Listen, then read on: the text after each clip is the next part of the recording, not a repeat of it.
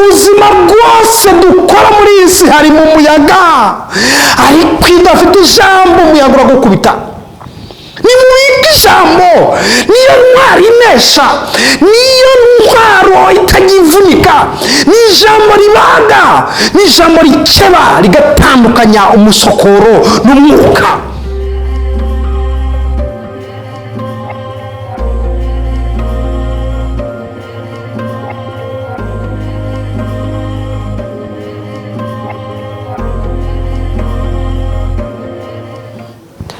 Nongeye kubasuhuza abakurikiye channel. Ndashima Imana ko nongeye kugaruka hano kugira ngo tuganire ijambo ry'Imana, kandi ndashima Imana ko yaturinze twese, yabagiye namwe.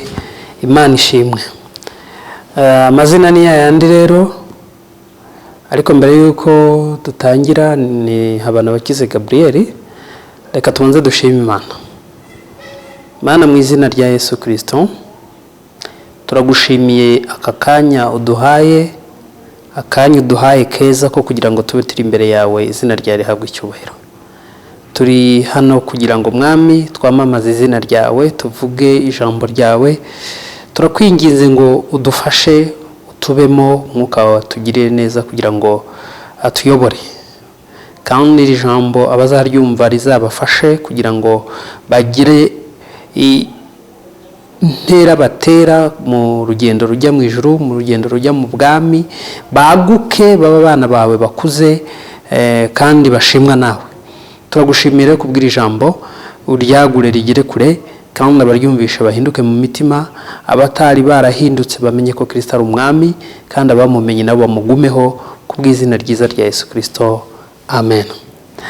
Nongeye kubashimira, bashimira ko kuri icano abo dukunda kubana mu biganiro bitandukanye, mugumya mu bikurikira kandi bikabafasha. Ndabashimiye, Imana ibahe umugisha. Rero uyu munsi ndagira ngo twige ijambo ry'Imana. Ijambo ry'Imana rifite umutwe uvuga ngo ubutware bw'ijambo buhindura umuntu kuba umwana w'Imana ukomeye. Ubutware bw'ijambo buhindura umuntu kuba umwana w'Imana ukomeye. Yesu ashimwe. Tudatinze rero reka dusome. Turasoma mu butumwa bwiza uko bwanditswe na Yohana. Ubutumwa bwiza uko bwanditswe na Yohana, ibice 6. Turasoma umurongo, duhere ku murongo wa 43. Yesu arabasubiza ati, mwe kwitotomba, ntawe ubasha kuzaho ndi keretse arehejwe na Data wantumye, nanjye nkazamuzura ku munsi w'imperuka. Byanditswe mu byahanuwe ngo bose bazigishwa n'Imana. Umuntu wese wumvise ibya Data akabyiga azaho ndi. Tongera tunyaruke dusome mu butumwa mu rwandiko rwandikiye Abaheburayo, igice cyaho cya 4 dusome no ku murongo wa 12.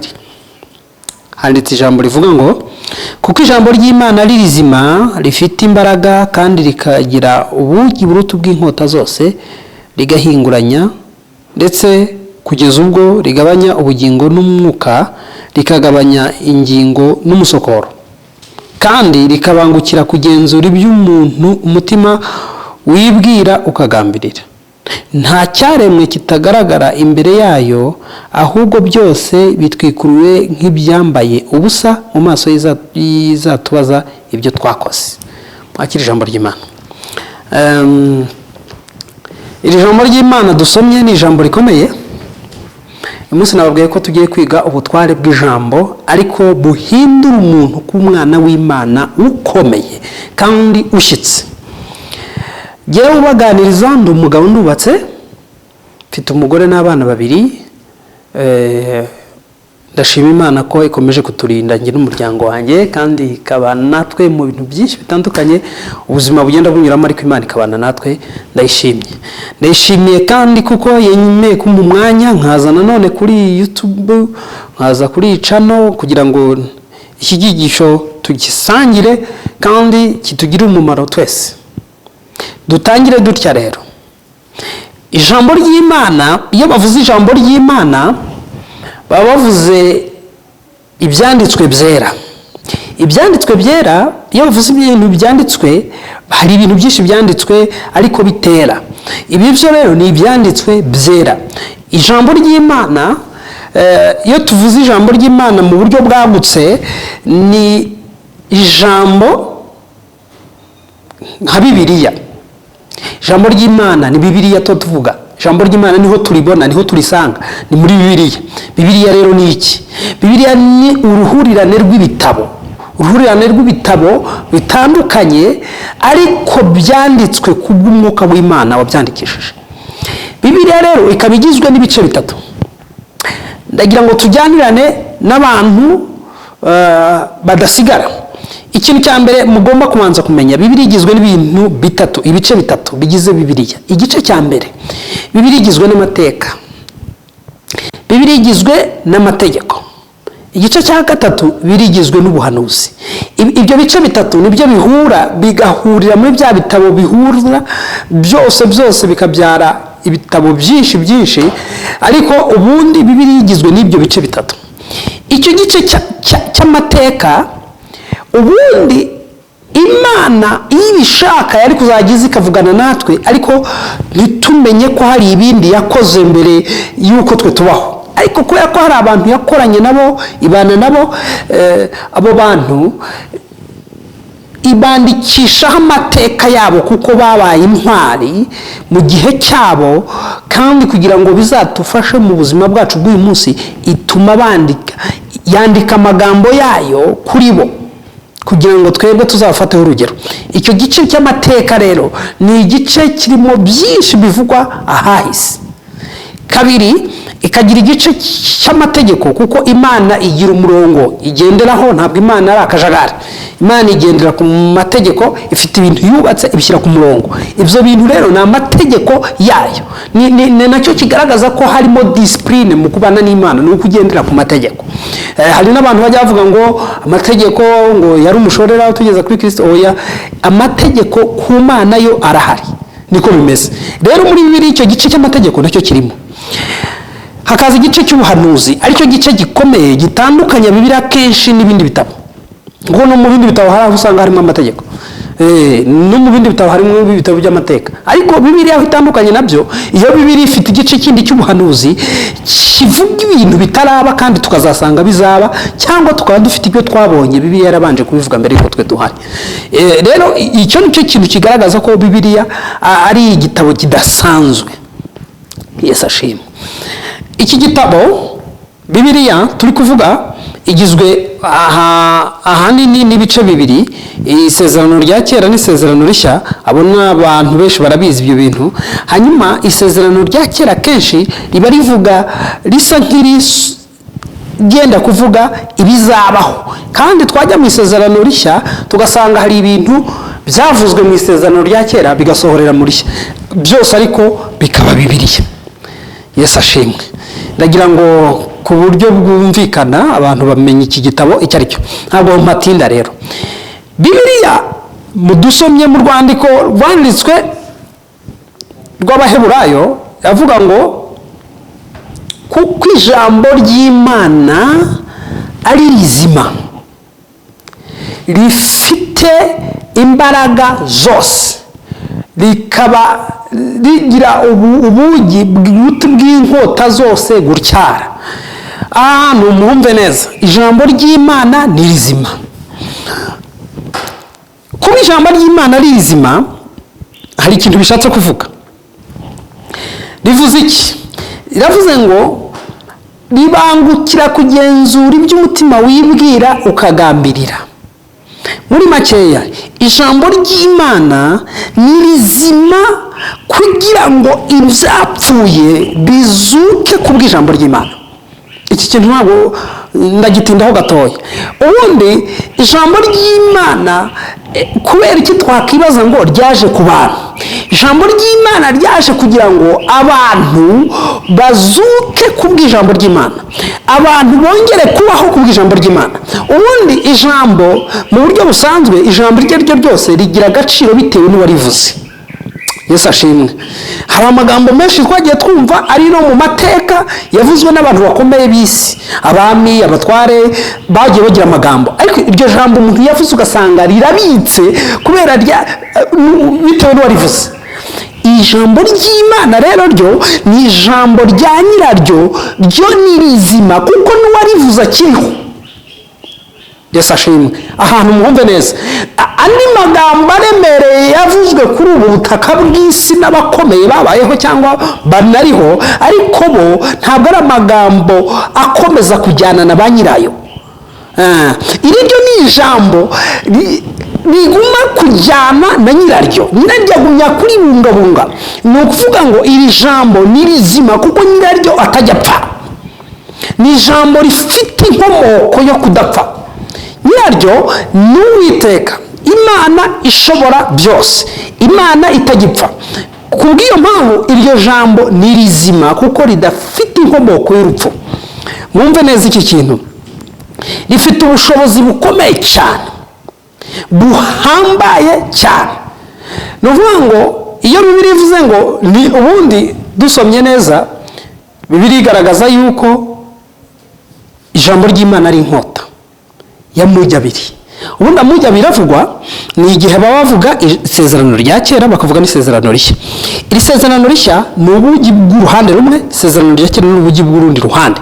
Reka mbabwire ikintu gikomeye hano. Ijambo ry'Imana, Imana yemeye kuritanga ku bantu kugira ngo ribazure, ribahereze ubudahangarwa bundi, kugira ngo babe abantu badasanzwe mu buzima bw'uyu munsi no mu bugingo bw'ahazaza. Reka mvuge iki kintu. Ndavuga ko twasomye hano muri Yohana, Yesu arabasubiza ati ntimwitotombe, ntawe ubasha kuza aho ndi keretse arehejwe na Data wantumye. Nkazamuzura ku munsi w'imperuka. Byanditswe mu byahanuwe ngo bose bazigishwa n'Imana. Umuntu wese wumvise ibya Data akabyiga aza aho ndi. Ndagira ngo mwumve neza, ahantu hari amagambo akarishye kandi akomeye yuzuye ubuhanga n'ubwenge. Ni ukuvuga ngo abantu benshi bazi yuko iyo tugeze kuri Kristo buba ari urugendo rw'uko twebwe twamenye ko yapfuye akazuka. Abakristo benshi babyizera, ni byiza, ariko burya kugira ngo tugere kuri Kristo hari ikiba cyabanje gukorwa. Ni Uwiteka utwihamagarira, kandi Uwiteka kugira ngo akugeze kuri Kristo bigenda bite? Haleluya. Mwumve neza, iyo ugiye kugera kuri Kristo ntabwo ari ibintu by'impanuka, nta nubwo ari ibintu biza byikubise ku muntu. Iyo Imana igutoye kugira ngo ujye kuri Kristo, hari ibintu bibanza kuba ngo abazi aho Kristo ari. Ni ukuvuga ngo Kristo afite ubushobozi bwo kutuzura kugira ngo duhabwe ubuzima bw'iteka ryose, cyangwa se duhabwe ubugingo muri Kristo Yesu. Ariko ntidushobora kugera kuri Kristo Yesu tutazanywe n'Uwiteka. Haleluya. Iki kintu mucyumve, ni ukuvuga ngo hari ibintu bikomeye. Hari Kristo uri uruhande rumwe, hari n'Imana iri urundi, ariko Imana itoranya abantu bazajya kuri Kristo kugira ngo Kristo niba apfa mu buryo bw'umubiri azabazure ku munsi w'umuzuko. Ariko abazura byagenze ute? Ese dushyika kuri Kristo bigenze ute? Ngo abazi aho ari ni abumva ibya Data bakabyiga, abumva iby'Uwiteka bakabyiga. Abiga iby'Imana ni bande? Ese ibyo biga ni ibihe? Ijambo ry'Imana. Ijambo ry'Imana ridufasha kugera kuri Kristo, kugira ngo Kristo tumusabe viza yo kuzabaho. Haleluya. Ntabwo ijambo ry'Imana ryanditswe hano kugira ngo turisome gutya birangire. Ijambo ry'Imana ryanditswe kugira ngo tuve hariya ku Mana, ariko dufite uruhushya ruvuga ngo nitugera kuri Kristo tuzaba twizeye no kuzabaho iteka ryose, kuko muri Kristo niho hari ubugingo. Yesu nashimwe. Reka mbabwire ikintu gikomeye. 2012 nigeze gusenga Imana impishurira ibintu bikomeye. Nibwo mpishuriye ikintu kidasanzwe, ngira ngo mwumve neza. Shingiye kuri iri jambo rivuga ngo abumva ibya Data bakabyiga. Haleluya. Abumva ibya Data bakabyiga. Ese kwiga ibya Data ni iki? Ese ubundi bigenda bite kugira ngo abantu batagira amahirwe yo kwiga ibya Data kandi biri imbere yacu? Ubundi rero muri iri vuga ubutumwa dukora, muri uru rugendo rwo kubwira abantu iby'ubwami bw'Imana, muri uru rugendo rwo kwamamaza ubutumwa bwiza, reka mvuge ikintu gikomeye. Harimo ingingo eshatu cyangwa se harimo kategori eshatu zikomeye zenda kuvugika kimwe cyangwa gusa ariko zidasa. Icya mbere, habamo kubwiriza, habamo kwigisha, hakabamo no guhugura. Mwumve neza, ijambo ry'Imana hari umuntu ushobora kurifata akaribwirizamo, akaba hari undi ushobora kuza akaryigisha, akaba n'undi ushobora kuza akarihugura. Reka mbabwire, kubwiriza ni igikorwa gikorerwa abantu bakabaye baribwirije, ariko kubera ko batagize kuba maso, bakaba babwirizwa kugira ngo bakore ikintu runaka. Kubwiriza ni abantu ubundi bakabaye barakoze ikintu ariko ntibagikora mu mwanya w'igihe bagomba kugikora, hakaba haza nk'indi ntumwa yo kugira ngo ibibutse cyangwa ibamenyeshe ko hari ikintu batakoze bagombaga gukora. Nicyo bita kubwiriza. Kubwiriza urugero rutari kure, hari ukuntu uvuga ati, ariko dushingiye nk'abantu bafite abakozi bo mu ngo, hari igihe ubwira umukozi ateko se wowe ntushobora kwibwiriza ngo ube wakora iki kintu. Kwibwiriza ntabwo ushobora kuba wakibwiriza. Ushobora no kubwira umwana wacu ntushobora kwibwiriza usasa uburiri waryamyeho, ni ngombwa ngo bakubwirize gusasa. Ariko kubwiriza n'ubundi biragaragaza ko ari igikorwa cyakabaye cyakozwe cyangwa cyakozwe n'umuntu kuko ashobora kugikora ariko ntagikore. Kubwiriza rero ni ukuvuga ngo harimo icyo bita kubwiriza, hakabamo n'icyo bita kwigisha. Kwigisha ni iki rero? Kwigisha ni uburyo bw'ikintu gishyashya umuntu ava mu mizi akakizana akagihereza umuntu, icyo kintu kikaba mu bwenge bwe ku buryo udashobora kuzakibagirwa, kubera ko cyaje ari mu buryo bwo kwigishwa. Impamvu abantu benshi bakunda gufata iby'Imana ntibigire agaciro, iri jambo ntiribahindura abantu bakomeye, kandi ari ijambo ry'ubutware bwo kugira ngo duhinduke abantu bakomeye, kuko ridukiza muri byinshi rikatweza. Niko Pawulo yandikiye Timoteyo 3:16 haravuga ngo ibyanditswe byera byahumetswe n'Imana bifite umumaro wo kwigisha umuntu bikamuhanira gukiranuka. Ariko si inkomeza hepfo ho haravuga ngo kugira ngo bimeze bimutunganye umuntu w'Imana bashyitse. Aka kantu mukumve neza, nivuga ngo ubundi iri jambo ry'Imana twakabaye turyiga, ariko hari igihe birangira twaribwirijwemo. Yesu ashimwe. Ndagira ngo mvuge iki rero, kwigisha ndabaha urugero. Nk'ubu ngubu twese babashije kugera nko muri primaire, mwabonye yuko umuntu kumubwira ngo rimwe guteranya na rimwe ni kabiri, ibyo twarabyize. Niyo wakanguka bagutunguye bakavuga ngo rimwe guteranya na rimwe ni kangahe, wahita uvuga ko ari kabiri. Kubera iki ni ikintu wize, ntabwo ari ikintu wabwirijwe. Ariko biratangaza kuba umuntu ashobora kuba afite umwigisha umuri imbere, wajya kubona ukabona umuntu asohotse mu rusengero, yamara kugenda ukamubaza ngo ase uvuye ku rusengero, ati nibyo, ubu byagenze biti? Ati haje umuvugabutumwa yarari mu mavuta. Ati umuvugabutumwa twari dufite uyu munsi ntasanzwe. Ati none se byagenze ute? Ati have wasibye wahombye. None wajya kumva ukamubaza ati basomye hehe, nanjye nibura mfe gusoma. Turabizi sinibuka ahantu basomye neza, ariko mu by'ukuri ashobora kuba hari muri Yohana n'abatari muri Luka. Urumva ibyo bintu kuko bitari icyigisho, akenshi biba ari ikibwirizwa, abantu bamenabisiga aho ngaho. Ariko Bibiliya iravuze ngo umuntu ugera kuri Kristo ni uwumva ibya Data yarangiza akabyiga. Umuntu ujya kuri Kristo, mwumva iki kintu muhatinde, ntabwo ari ibintu bihubukiwe. Igituma abakristo benshi batari gukomera, igituma abakristo benshi bafite ikibazo cy'akajagari, ni uko bumva iby'Imana ntibabyige.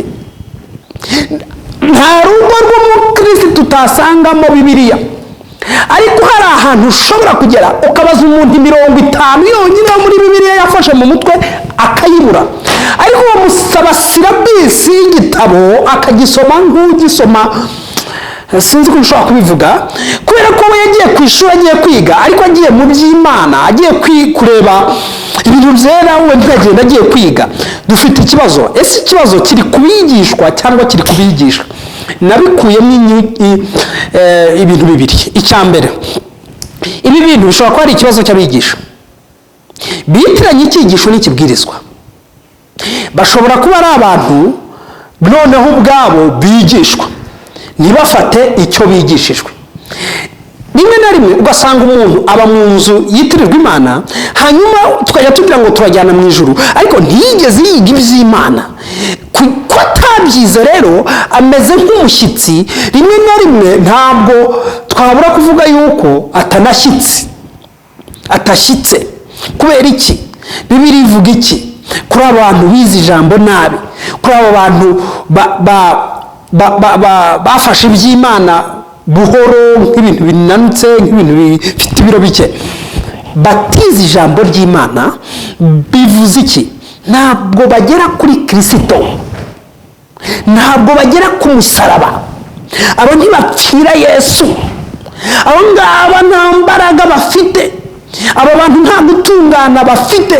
Kubera iki? Uko gutungana ni kuvuga mukumve. Dawidi yavuze ijambo rikomeye, aravuga ngo nibiki ijambo ryawe mu mutima wanjye kugira ngo ntagucumuraho. Bivuze iki? Iyo utabitse ijambo ry'Imana mu mutima, ugenda ucumura ku Mana. Kubera ko ijambo ry'Imana ari rizima, kandi wowe ukaba utaryemerera ko rikuzura mu bubata, uguma mu nzira y'ibibi, ukajya uhora wisanga ukora ibibi, kuko udafite umucamanza ukurimo witwa ijambo ry'Imana, cyangwa udafite umuntu, cyangwa se kamvuga iki kintu. Reka mbabwire ikintu. Minsi yashize numvisha amagambo akomeye y'abantu bavuze iki? Baravuze ngo hari imyigishirize ntari buze kuvugaho kugira ngo mutaza kugira ngo nagiye kubongamira abantu, ariko ugasanga umuntu aravuze ati jyewe nshobora gukora iki, ngakora na kino, ngakora na kino, kuko nta mutima uncira urubanza mfite. Nta mutima uncira urubanza. Munyumve neza, nta mutima ucira umuntu urubanza. Ubundi umutima udaca urubanza n'umutima uca urubanza, iyo mitima iba imeze iti? Ese ubundi bitandukanira? Ubundi umutima uca urubanza byagenze ute? Katwibaza iki kintu.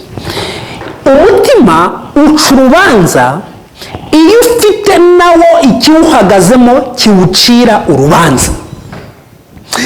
Umutima uca urubanza ku muntu nawe ubwawe wamaze gutsindwa. Kamwumva icyo kintu. Iyo ijambo ry'Imana riri mu muntu, hari ikintu rikora, risibanganya iby'umuntu, rikimika ubwami bw'Imana mu muntu. Iyo ubwami bw'Imana muri mu muntu, amera nk'umuntu uhagazwemo n'undi, ku buryo iyo agiye gukora ikintu kidahuje n'ubwami, umutima uramurega, umutima umucira urubanza. Reka mvuge mu ijambo rimwe. Iyo umuntu ayoborwa n'umwuka w'Imana, umwuka uzanwa mu muntu n'uko umuntu yize ibya data, ntabwo akora ibinyuranyije n'ibyo bwami. Yesu ashimwe. Kamvuge neza iki kintu. Reka dusome mu bice 14 kugira ngo mwumve neza iki kintu. Bice 14 umurongo wa 23. Yesu arabasubiza ati, umuntu nankunda azitondera ijambo ryanjye, na data azamukunda, tuzaza aho ari tugumane nawe. Ariko utankunda ntitondere amagambo yanjye, kandi iryo jambo mwumvise si iryanjye, ahubwo ni irya data wantumye. Mwumve neza, hano havuze iki? Bibiliya agaragaza yuko umuntu iyo yamaze kwitondera ijambo ry'Imana, byutse Imana mu ijuru. Kandi Imana ntiza yonyine, izana na Kristo, ngo bakajya muri uyu muntu bakagumana nawe. Haleluya! Iyi Imana iri mu muntu rero, data wera, iyi Imana iri mu muntu, iri kumwe na Kristo muri uyu muntu, umutima uhora umucira urubanza. Ajya gukora ikintu umutima ukamucira urubanza, yakora ikinyuranyije n'icyo Imana ishaka, umutima ukamucira urubanza. Ariko iyo umutima utari guca urubanza, uyu muntu ntabwo aba akunda Kristo. Kuko ukunda Kristo yitondera amategeko ye, yitondera ijambo rye, kandi nawe asobanuye neza ngo iri jambo si iryanjye, ni irya data wantumye. Haleluya! Iri jambo ni rinini cyane. Ndagira ngo mbabwire iki. ubutware bw'ijambo butubaturaho ubutware bw'icyaha n'urupfu. Ubutware bw'ijambo butubaturaho ubutware bwa Satani. Ubutware bw'ijambo nibwo buturema nk'abagabo nyabagabo bashyitse b'igihagararo cya Kristo, tutakomeza kujyanwa hirya no hino n'imyigishirize mibi yo kutuyobya. Niko Pawulo yandikiye Abefeso igice cyaho cya 4, arababwira ngo, reka tuhasome Abefeso. Pawulo yandikiye Abefeso arababwira ngo kugira ngo ibice 4 umurongo wa 14 havuga ngo kugira ngo tudakomeza kuba abana duteraganwa n'imiraba tujyanwa hirya no hino n'imiyaga yose y'imyigishirize mibi n'uburiganya bw'abantu n'ubwenge bubi n'uburyo bwinshi bwo kutuyobya. Reka mwumve icyo kintu. Iyo umuntu adafite ijambo ry'Imana muri we ngo rimuhe sekirite yo guhagarara nk'umugabo nyamugabo, aba ameze nk'umwana. Aba ameze nk'umwana. Pawulo yagiye i Korinto mu gice cyaho cya 3 umurongo wa 11 aravuga ngo, bene data, sinabashije kuvugana namwe nkuvugana n'ab'umwuka, ahubwo navuganye namwe nkuvugana n'abana bato cyangwa impinja zo muri Kristo zivutse vuba, ngo nabaramije ibyo kurya. Muri make, reka no kuvuga iki kintu, ni ukuvuga ngo iyo umuntu adafite ijambo ry'Imana ngo rimukomeze agume mu ijambo ry'Imana rimugira intwarane, ntabwo aba akomeye. Abagomya kurya uturyo tworoshye tw'abana kandi yakabaye umuntu w'umugabo. Ibi bintu ndi kubabwira ndabibabwira kubera ko ijambo ry'Imana iyo ritaraza mu muntu ngo ritandukanye umwuka n'ubugingo, ribaga umuntu rimutandukanye n'ibinure bindi, umuntu ntakura, akomeza kuba umwana. Nibyo Pawulo yanditse, abyandika nanone mu Baheburayo, urwandiko rwandikiwe Abaheburayo igice cyaho cya 5 umurongo wa 11 havuze ngo iki?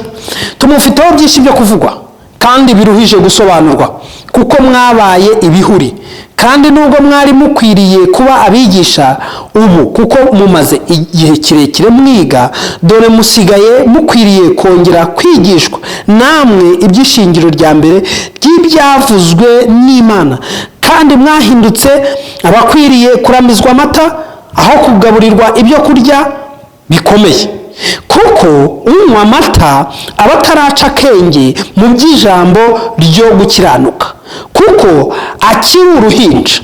Ariko ibyo kurya bikomeye ni iby'abakuru bafite ubwenge kandi bamenyereye gutandukanya ikibi n'ikiza. Yesu nashimwe cyane. Ndagira ngo mbabwire iki rero, aha hantu dusomye murahumvisha, haravuze ngo tumufiteho byinshi byo kuvugwa kandi biraruhije gusobanurwa, kuko abantu babaye ibihuri. Kuba ibihuri ni iki? Ni uko abantu banze kumva ijambo ry'Imana ngo baryige. Kuba ibihuri nicyo cyatumye abantu baba abantu boroshye, baba abana, babagumya kuba impinja, ngo bari bakwiriye kuri uyu munsi ari abigisha, ngo ariko kuko bamaze igihe kirekire biga ntibamenye. Dore ntabwo ari abagabo bakomeye bo kuba bari mu ijambo ry'Imana ngo babe abantu bafatirwaho urugero. Nicyo Pawulo ashaka kuvuga. Bahindutse abo kongera kuramizwa amata, ntabwo ibyo kurya by'abantu bakuru bibakwiye. Kubera iki? Baragwingiye. Ijambo ry'Imana riradukuza. Ijambo ry'Imana niryo ritugira abagabo nyabagabo. Ese kubera iki ubundi dukeneye ijambo ry'Imana kugira ngo dukomeze kugenda muri uru rugendo? Ubundi ijambo ry'Imana dore ikintu cya mbere rikora. Ijambo ry'Imana iyo riri mu muntu riramurera agakura. Kabiri, riramurinda kugwa mu moshya ayo ari yo yose. Gatatu, ijambo ry'Imana ryeza umuntu rikamutunganya. Iyo ijambo ry'Imana riri mu muntu, uyu muntu aba ari umugabo ushyitse wo kurya ibyo kurya by'abantu bakuru, kandi ngo ibyo kurya by'abantu bakuru bigenewe abakuze kuko aribo bafite ubwenge bwo gutandukanya ikibi n'icyiza. Niba udafite ijambo ry'Imana rero bivuze ngo uracyari uruhinja. Ese bene data, murakwiriye kugumya kujyanwa hirya no hino n'imiyaga y'uburyo bwinshi y'imyigishirize itari imwe mibi yo kutuyobya? Kubera iki ijambo ry'Imana ntirifite ububasha muri mwe? Ntabwo riri muri mwebwe rishyitse. Yesu ashimwe. Ndagira ngo twumve iki rero. Ndagira ngo mbabwire ko ijambo ry'Imana nicyo cyonyine gihari kiduhuza n'Imana, kigatumira Imana kubana natwe. Iyo ridahari Satani aratuzutaguza. Ariko iyo ufite ijambo, haleluya, iyo ufite ijambo uba ufite igisubizo kuri Satani. Iyo ufite ijambo uba ufite ubudahangarwa. Iyo ufite ijambo muri wowe ntabwo abigisha b'ibinyoma bagushobora. Iyo ufite ijambo muri wowe abahanuzi b'ibinyoma ntibagushobora. Iyo ufite ijambo muri wowe iminsi mibi ntigushobora. Iyo ufite ijambo muri wowe ntabwo ugenda uhungabanywa n'imiyaga y'uburyo bwose kuko uri nk'urutare. Yesu yavuze ijambo aravuga ngo umva amagambo ya data akayakomeza ameze nk'umunyabwenge. Haleluya. Ndabifuriza kuba abanyabwenge. Mufate iby'Imana mukabigumana, mukabyumva, mukabyuza, mukabirya kuko ni ibintu bikomeye. Ngo ameze nk'umunyabwenge wubatse inzu ye ku rutare, ngo imiyaga imivo birahura birayikubita ariko ntiyagwa kubera ko yari ishinzwe ku rutare. Haleluya. Ijambo ry'Imana ridufasha kubaka inyubako ishyitse itari ya yindi ijyanwa n'umuyaga. Reka mbabwire, muri iyi si hari ibintu byinshi birimo imiyaga. Ubuzima burimo umuyaga, amashuri umuntu yiga harimo umuyaga, akazi umuntu akora harimo umuyaga, ubuzima bwose dukora muri iyi si harimo umuyaga. Ariko iyo udafite ijambo umuyaga uragukubita. Nimubike ijambo, niyo ntwari inesha, niyo ntwaro itagivunika, ni ijambo ribaga, ni ijambo rikeba rigatandukanya umusokoro n'umwuka. Aka kantu reka ngasobanure. Ijambo Bibiliya ivuze ngo ni inkota ibaga, cyangwa se ni ijambo rikeba rigatandukanya umwuka n'ubugingo. Ubundi ijambo ry'Imana iyo rije mu muntu hari ibintu bibiri rikora, ritandukanya umuntu w'imbere n'uw'inyuma. Haleluya. Yesu ashimwe, Yesu ashimwe. Reka mbabwire, ijambo ry'Imana iyo rigeze mu muntu ritandukanya abantu babiri. Umuntu wa mbere ni uyu dusanzwe tubona, nk'uko mundeba uyu ni umuntu w'inyuma. Ariko iyo ijambo ritaranzamo mba nkorana n'uw'imbere. Uyu uri kuvuga ni uw'imbere, uyu muntu uri kuvuga ni ubugingo. Kugira ngo butandukane n'uyu w'inyuma hagomba kuba mu ijambo ribitandukanya. Ubugingo bugakorera ku Mana, umubiri ugakorera ku isi. Yesu ashimwe. Dufite ikibazo rero cy'abakristo bakijyanirana umubiri n'ubugingo kubera ko nta jambo ribarimo, kubera ko nta jambo ryarutandukanyije. Kandi kimwe kizasigara mu isi, ikindi kigende. Ariko n'ubu utaragira ijambo muri wowe rikubaga ngo rigutandukanye, rigukuremo abantu babiri, rikuremo umuntu w'imbere ari we bugingo, rifata n'uw'inyuma rimutandukanye n'uw'imbere, kubera ko ijambo ry'Imana ribangukira kugenzura ibyo umutima wibwira ukagambirira. Ugomba kuba ufite iryo jambo rigutandukanya, wa muntu w'imbere akagira connection ku Mana kubera ko ijambo ry'Imana rimurimo. Hanyuma umuntu w'inyuma akaba umukozi w'imbere, ariko ntibagirane imishyikirano yo gukorana ngo babe bahuza inama yo gukorera mu isi, ahubwo yenda umuntu w'imbere agategeka uw'inyuma kumufasha gukora. Yesu nashimwe. Impamvu ndi kuvuga amagambo mukabona amaboko abuja, ubu ngubu umuntu w'imbere yategetse uw'inyuma ngo ngwino umfashe. Ariko hari igihe uzasanga umuntu w'inyuma yategetse uw'imbere ngo ngwino umfashe. Icyo gihe biba byacuramye. Ijambo ritakurimo, umuntu w'inyuma akoresha uw'imbere. iyo ijambo ry'Imana rikurimo, umuntu w'imbere ategeka uw'inyuma, uw'inyuma akaba umukozi w'imbere, amaguru ajyana ubutumwa bwiza ku bandi, amaso ntagende ari mu isi, ahubwo amaso akagenda areba iby'ijuru, umutima w'umuntu ukagenda utekereza iby'ubwami, ubwenge bw'umuntu bigahura na rya tegeko babajije Yesu. Baramubaje bati tubwire itegeko rinini riruta ayandi. Arasubiza ngo ni uko umuntu akundisha Imana ubwenge n'umutima n'imbaraga. Ibi bintu iyo bimaze guhuza ariko biri mu mugambi w'Imana, uyu muntu aba afite ijambo ry'Imana muri we. Haleluya. Uyu muntu aba ayoborwa n'Umwuka Wera. Ariko dufite ikibazo cy'abantu aho umuntu aba ari kugenda amaso akarabuka ibintu runaka bitemewe n'Imana, umuntu w'imbere agahita abyitabira kubera ko nta jambo ririmo rimukebura. Umuntu ntabwo inkota yamubaze, umuntu w'imbere aracyapfira mu w'inyuma. Munyumve neza, umuntu w'imbere aba agipfira mu w'inyuma. Ariko ijambo ry'Imana rije, umva, rirakweza rikagutunganya, rikaguhanira gukiranuka, rikagufata rikagucagagura, rikagusaturamo iby'inyuma, ibindi bikajya imbere, hanyuma rikagushyira ku murongo. Niyo mpamvu uzabona abana b'Imana bafite ijambo muri bo baba bafite gahunda, ntibakorera mu kavuyo, kubera ko ijambo ry'Imana ritegeka ubugingo, guha ordre ubuzima. Yesu ashimwe. Kuko ubugingo buri mu muntu nibwo buzaguma kubaho. Ubugingo buri mu muntu nibwo Yesu azahereza igihe cyose cyo kubaho. Hanyuma ubwo bugingo kuko bwamaze kwisobanukirwa kubera ijambo ry'Imana n'indorerwamo, bwarimenye, buhita bubwira umuntu w'inyuma, buramubwira ngo wowe sigara uri umukozi, ngiye singukorera, ahubwo urajya unkorera. Yesu ashimwe. Niyo mpamvu Bibiliya iyo imaze gucengera umuntu, amaboko azamurira Imana icyubahiro, umutima ukibwira iby'Imana, ubwenge bukaba ku Mana. Ariko iyo bitari bimeze gutya, amagufa, ubugingo n'umwuka biba bikivanze. Iyo bikivanze umuntu aba ari mu kazitiro, umuntu ntawe uba ahari, umuntu w'imbere aba ari gupfa. Ariko ijambo ry'Imana ritwigisha buri munsi, kandi ijambo ry'Imana ni rwo rufunguzo twabonye ko rudufasha kugira ngo tugere kuri Kristo. Kristo nawe akazatuzura ku munsi w'imperuka. Haleluya. Rero ndagira ngo mbabwire iki, ndagira ngo mbabwire ibintu bitatu dusoze. Icya mbere, niba utunze ijambo ry'Imana muri wowe, nibyo riratweza rikadutunganya, ariko ugomba kumenya password yo kugira ngo winjire mu ijambo ry'Imana. Ntabwo iri jambo ry'Imana ari akaduruvayo, sinakavuyo. Bigeze kubaza Yesu, baramubaza bati se tubwire kubera icyo ukunda kwigishiriza mu migani.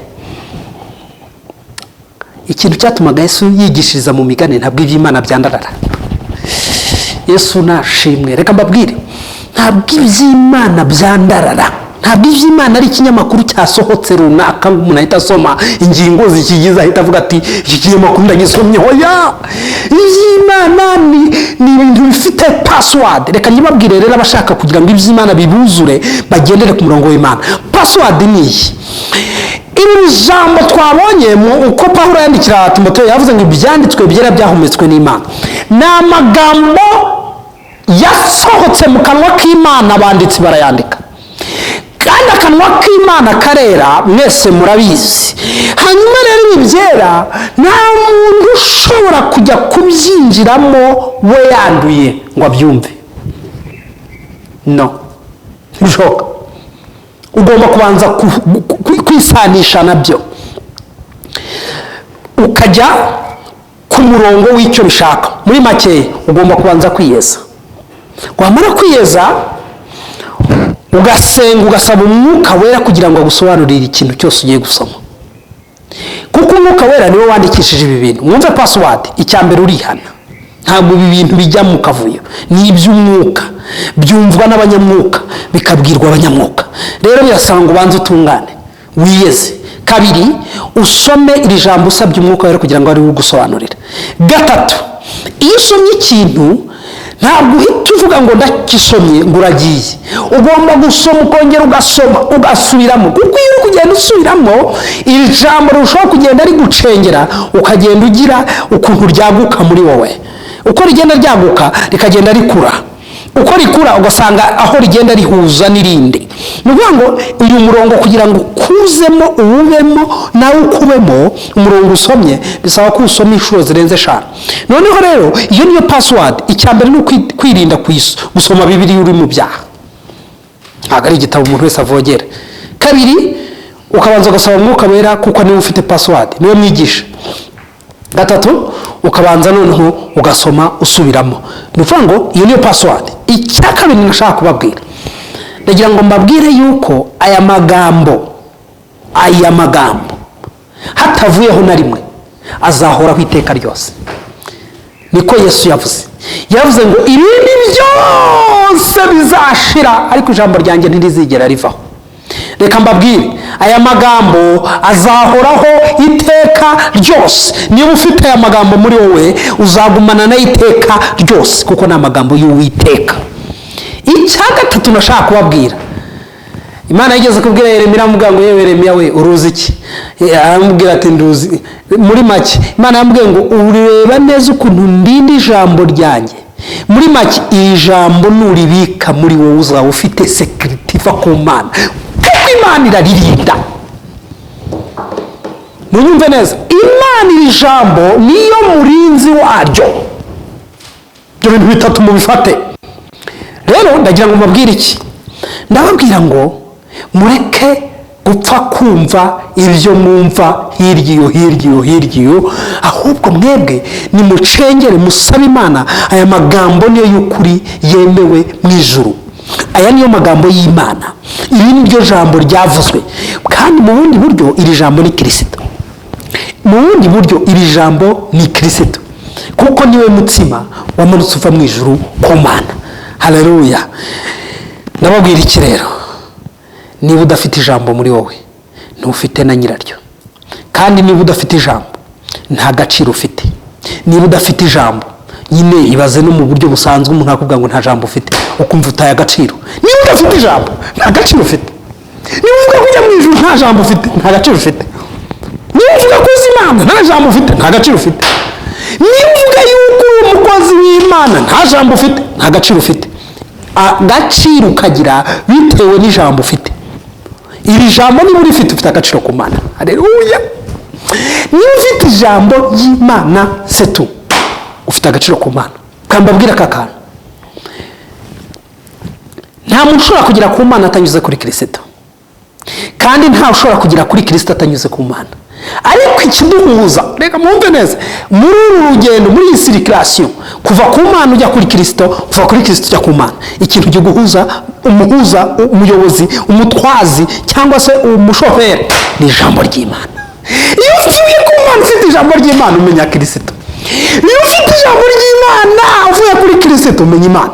ni ukuvuga ngo ikintu kiduha Imana ni ijambo ryayo, ikiduha Kristo ni ijambo ryayo. muri make password zo ahantu ni mwibike mw'amagambo y'Imana, mube muri kubika ubudahangarwa bw'Imana no gukomera. nibwo butware muzagira, naho ibindi byose Satani arabavogera.